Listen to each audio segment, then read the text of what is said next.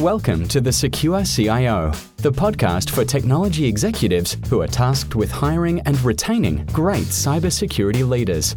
Join best-selling author Claire Pales together with industry thought leaders as they answer your questions about sourcing the right leaders, building cybersecurity teams, candidate selection, salaries, skills, and more. Hello, I'm Claire Pales and welcome to the Secure CIO podcast. Today's guest is Cameron McLean. Cameron has been the CIO of Yarra Valley Water since January 2018. He was attracted to the organisation by its strong values and focus on the environment and community. The board of Yarra Valley Water treats cybersecurity as an extremely high priority, which means both quite a bit of time discussing various issues and threat levels, but also results in a commitment to continuously strengthening the organisation's security posture. Cameron's early career was focused on organisational design and development, which led to a passion for leadership and people development that remains with him today. It was during his 15 years with Accenture that Cameron's career developed a greater technology focus, specialising in the financial services sector. He spent 10 years working abroad, mainly in the UK, with some time in the Middle East, and returned to Australia late in 2010. Outside of work, Cameron enjoys scuba diving, skiing, and riding his motorbike.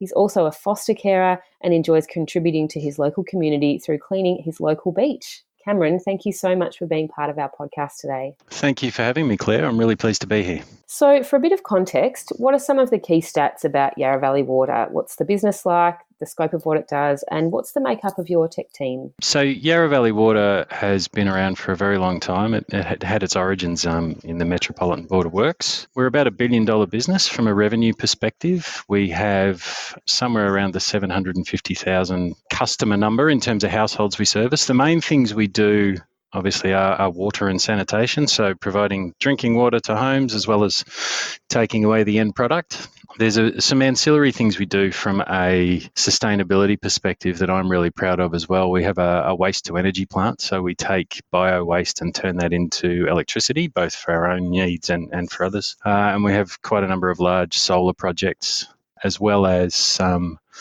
community initiatives around people who are in hardship, etc. So it's a really interesting organisation to work for.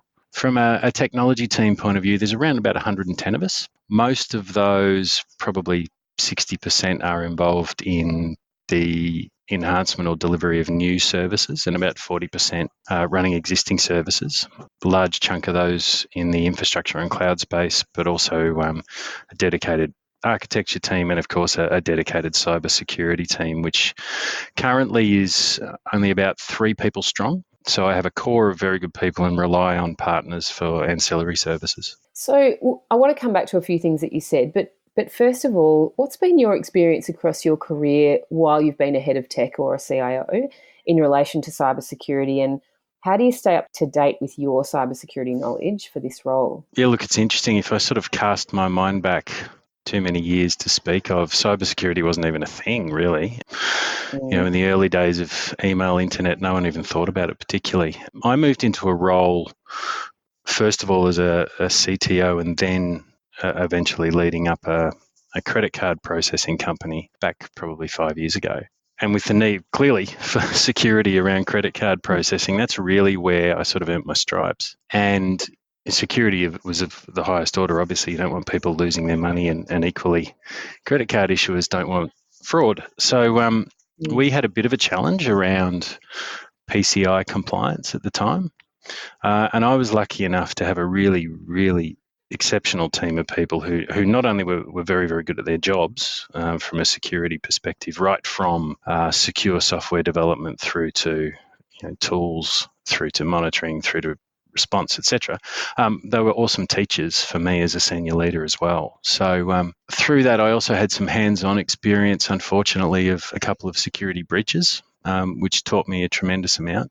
And I think coming out of the back of that, just security is the number one issue, really, for an organisation that relies on trust, was really driven home to me. So while it was perhaps a painful way to learn some lessons, it really was a fantastic learning experience. You can never waste a breach. It's always an opportunity for learning and not only corporate reflection, but also personal reflection. And it's not always a bad way to learn really about cybersecurity controls that your business has. No, and I think a really valuable lesson is actually how to respond to a breach. Because you can sort of rehearse that and you do all sorts of simulations and those sorts of things. But until you're in it, you don't really know how people are going to respond. And some senior people around me did panic. And I think that's about the worst thing you can do is panic. But also you have to learn, how do we communicate? Who do we tell? What do we tell them? Who do we have to report to? Who do we have to notify from a government perspective and everything else? I think you're right. I think sometimes being in it's about the only way to learn it. Yeah, and some of those reporting requirements for some organisations becoming more onerous and more demanding, I suppose, in terms of remembering in what circumstances do you report and where do you report and how do you do those things. It's a challenge for some smaller organisations who breach is their first foray into cyber. Yeah, that's right. And I mean, I think from our perspective, both in my previous organisation and in this one, it's really important to have someone who has a role that's recognised in just keeping on top of those reporting obligations and keeping those connections into the organisations that you might need to report to. I think they're really important. If the first time some of these organisations hear from you is that first phone call to say, oops, we've got a problem, I think that can be a little more difficult. Whereas if you can build some relationships just in the ongoing course of business and perhaps hope that you never have to call them in an emergency, that can be really helpful as well. Yeah, I think that idea of having a dedicated person whose role it is to make sure that you're across those things is pretty key nowadays. And, I'm interested to understand from you, not only roles like that, but when you came across to Yarra Valley Water, how did you bring your security team together that would fit the needs of you and the organisation? I suppose I cheated a little bit. There was a sort of a one-person security team here when I arrived who was probably more focused on security project delivery and less on day-to-day security. So I actually brought one of the security people who I really, really respect from my previous organisation across with me. I find recruiting technology security people is really quite difficult. It's a very in-demand skill set, can be a very expensive skill set, and clearly being in the public sector, that gives me some challenges. So I brought someone across with me, and now we're building a team based on a couple of things. Someone joining the team with experience, so I've got a couple of very experienced people, and then developing graduates through as well. I think that mix of experience along with new, fresh thinking and people who are really eager to learn and get involved is a really great blend to have.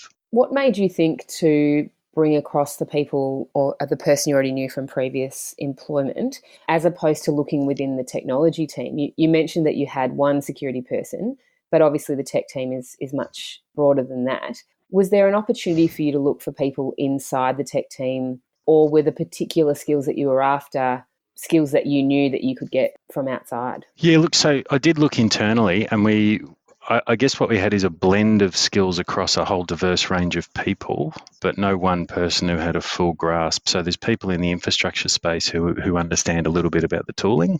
There are people perhaps in some of the software development spaces who have an understanding of secure software development. But what I didn't have is a person who, first of all, has an absolute passion for security being their day job, but has that breadth of understanding across the full gamut of cybersecurity and, in fact, information security requirements. But I suppose the selfish third part to that, Claire, is trust. It's someone I've worked with before, someone who I know, someone who's our styles, we understand each other, but I know I can trust that person to just be straight up with me, but also trust them to be on top of their game. And I just think in the cybersecurity space in particular, though this might sound a little rough, taking a punt is a pretty high-risk strategy. So bringing someone across who I knew I could trust was really important.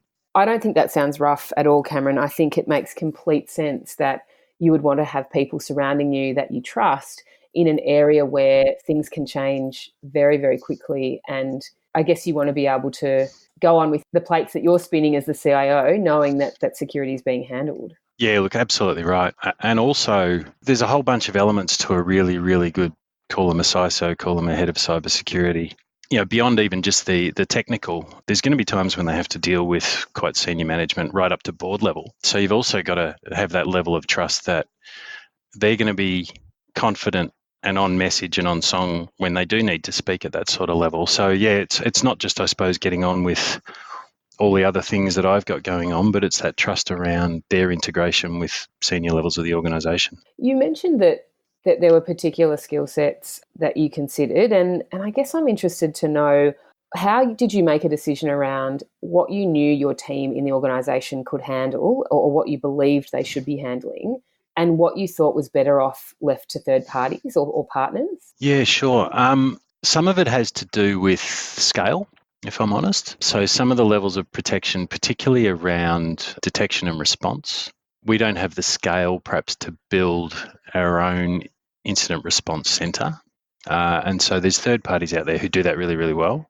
Also, global reach was important to me. So from a cyber perspective, I think partners who are large enough and diverse enough to know what's going on in the rest of the world are really, really useful, particularly with time differences. If something kicks off overseas, which we've seen before, sometimes we get a few hours advance notice before it kicks off in Australia. So it can be really useful to have that global reach. So that's something that I took into consideration when selecting partners that clearly we can't have internally. Whereas some of the things that need a real genuine understanding of the nuances of our organisation, first of all, I've deliberately kept in-house, but also where we need, I suppose, an ability to quickly adapt and make adjustments to our own infrastructure, I've tended to keep in-house. So, I suppose it's a combination of scale. I guess the other thing I would add is rarity of skills. So, if I'm just simply not going to be able to attract the skills in a particular domain, I'll tend to look to a partner. So they're the sorts of considerations I've taken into account when I've decided what we do internally, what we do externally. So apart from scale and the items that you just mentioned around sort of key abilities and what you can attract, what are some of the other challenges you've come up against in your efforts to building a security team? And I guess I would think about maybe things, personally, I would think about challenges around maybe critical infrastructure and skill sets you might need in that space, or budget or strategy. I mean, what's been some of the key issues you've had? Look, when you talk about critical infrastructure and those sorts of things, the real challenge I had there was gently but pointedly helping people understand that perhaps they didn't know as much as they thought they did, particularly around, first of all, the capabilities of the tools we had. So when I joined, I found we had really, really good tooling, some of the stuff I knew and trusted from where I'd worked previously, and really modern, up-to-date versions of those things. But people hadn't invested the time to really learn their capabilities, if you like. So they'd been implemented sort of vanilla out of the box, and not sort of enhanced from there in terms of the capabilities of some of these tools. So the first challenge really was around motivating people to get out of the office and go and learn what sort of capabilities they already had at their fingertips. It took a bit of pushing, if I'm honest, and in the early days it took me to kind of say, well, I'm coming with you and we're going. There's no real choice in this. What I did find, and I have seen previously though, is the sorts of people who are involved in these things, once you open that wondrous world of tinkering in terms of understanding what's available to them, that tends to self-motivate from there. And I have found with the guys I had in that space, particularly in the infrastructure space, once you gave them that once I gave them that opportunity and sort of showed them what was possible, that's sort of self-fulfilled from there. So that's been awesome. From a budgetary perspective, not so much. I think the world's been really helpful to cybersecurity. Both, I talk about the Institute of Company Directors here in Australia and the work they've done at board level, the work government's doing in the cybersecurity space, the Joint Cybersecurity Centre here in Melbourne, and then the Australian Cybersecurity Centre. They've all done a really good job of elevating cybersecurity as an issue right up to board level. And so I'm in a position here where I have a rolling 12-month program of work set aside, quarantined from everything else that's just around cybersecurity. And so that's been really, really helpful to me. Yeah, I suppose it's that early motivation of people to deepen their understanding that was probably the biggest challenge. But bringing on the person I spoke about earlier into that head of cybersecurity role who could devote their time to helping elevate both the desire and the knowledge internally really helped push that along as well. Yeah, I think you make a great point. And to pick up on one thing you said about having a rolling 12-month program, I've spoken to other guests about, this idea that security is the long term. It's the way the organisation has to function. It can't just be a project within itself. Do you find that people are respectful of the fact that, it is an ongoing challenge and an ongoing piece of work that the business will always be faced with? That's a work in progress for me. So I had an example earlier in the week where we've just rolled out a new tool to help strengthen our security posture from an email perspective. And we had a pretty good posture previously. We've got some really good stuff in place. So the question came back to me, were you not telling us the truth, or do we really need this tooling? And it's like, well, it's just that the world doesn't stop. The bad guys keep getting smarter and badder. So it is a work in progress. Some people get it. Others are sort of more like, well, once you put something in place, surely we're done. But I don't think that'll ever stop. It's almost like the transformation journey that organisations go through, and they kind of say, "Oh, we're transformed now," and then eventually get the message that never ends. So I think as a CIO, that just has to continue. That messaging has to continue. What I've found useful at senior levels is actually to draw parallels with their personal lives. I find that can be really helpful. So when you talk about, Facebook breaches or people having their identity stolen or those sorts of things, that wasn't an issue years ago. But the way you protect yourself and what you do with data is changing all the time. If you can use some of those parallels for people, that can sometimes help.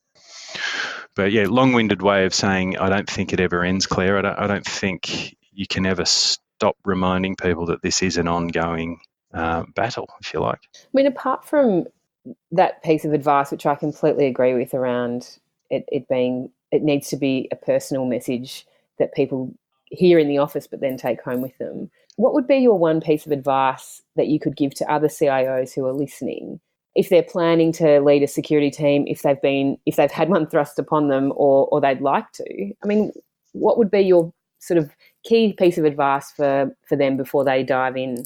I think that invest in yourself first. Get out there and talk to other organisations and other CIOs who've been through this already. And you need to be credible in and of yourself.